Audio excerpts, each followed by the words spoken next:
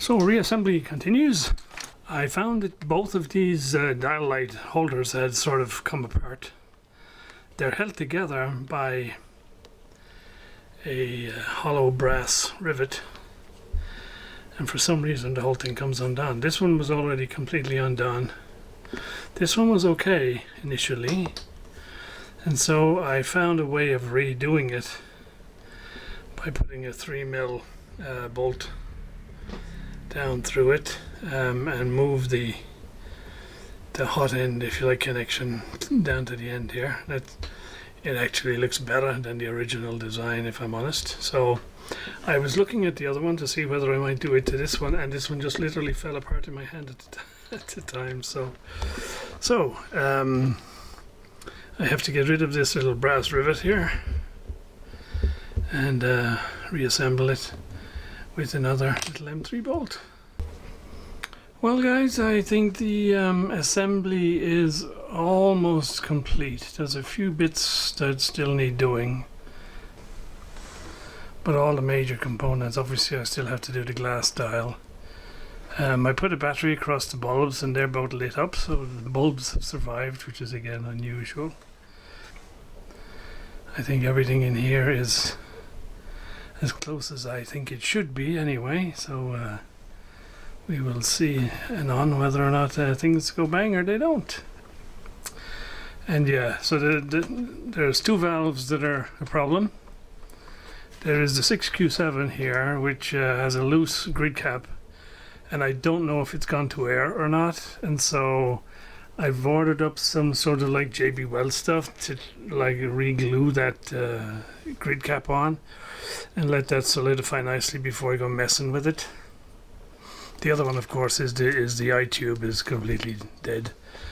Interestingly, the 1 meg resistor in the plate circuit, this is the third or fourth restoration I've done where that resistor is open circuit. It just seems a common thing that, and in fact one of them had an eye that I did, which had two separate sections, and it had two 1 meg resistors in here, and they were both open circuit. So weird. Not sure what happens there.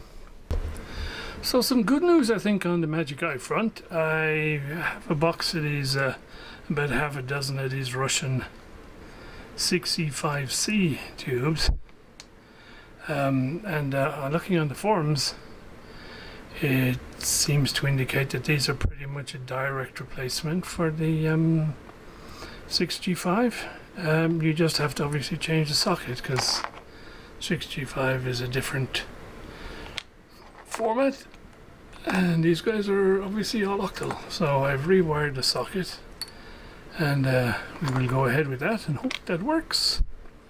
That's the positive news. The somewhat negative news is my 6Q7. We lost the cap. We didn't lose it, it just came off. I thought I had it glued, but it didn't last, and so now I believe it hasn't gone to air. I think it's still okay. I'm gonna have to see about gluing it and soldering it back on. So that's to come. So I used a diamond stick to scratch the glass around the tip, and I've just done some instant aerolite,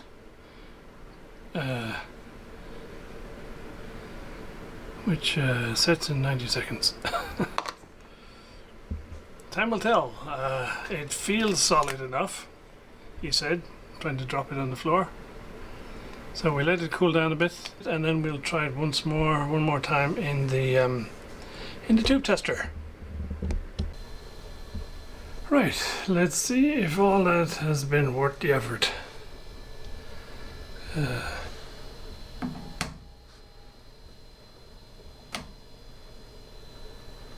No shorts, no shorts, no shorts, no shorts.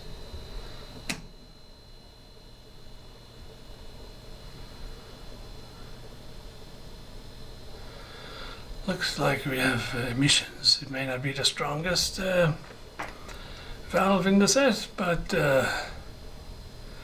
it's going to be good enough to get us get us past first power up. Cool, I think I'll leave it there for a little while just to see if it's gonna hold up. And I will also try the audio output tube, the power output tube, just to make sure that one's okay. Okay guys, well I decided I'd go for broke and we'd plug it in and see what happened. And so initially I thought I'll just check the audio section of it. Since the pickup input goes directly to the volume control, there's no selector or anything, it's always there. So I just plugged in a media player into it. I've got the ACN up to 245-ish. The B plus seems to be holding steady at around between 227, 228. And yes, I think for the first time in a long time, this guy is playing music.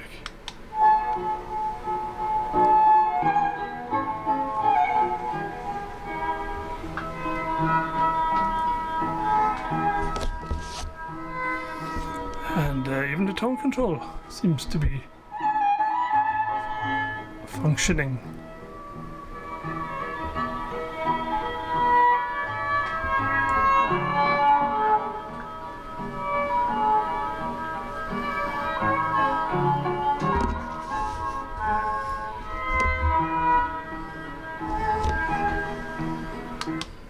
The IFRF section is completely dead though, which is no surprise given all the work that went into that.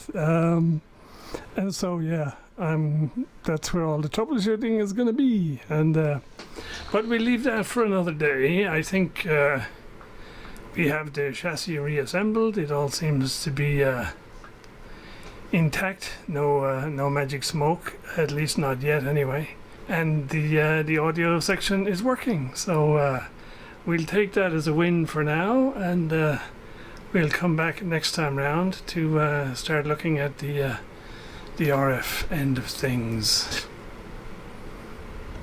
I might even do the happy dance at this point, because yeah, I'm pretty pleased we got this far, given the state of this thing when it first landed on the bench. So, more to come guys, hopefully quite soon.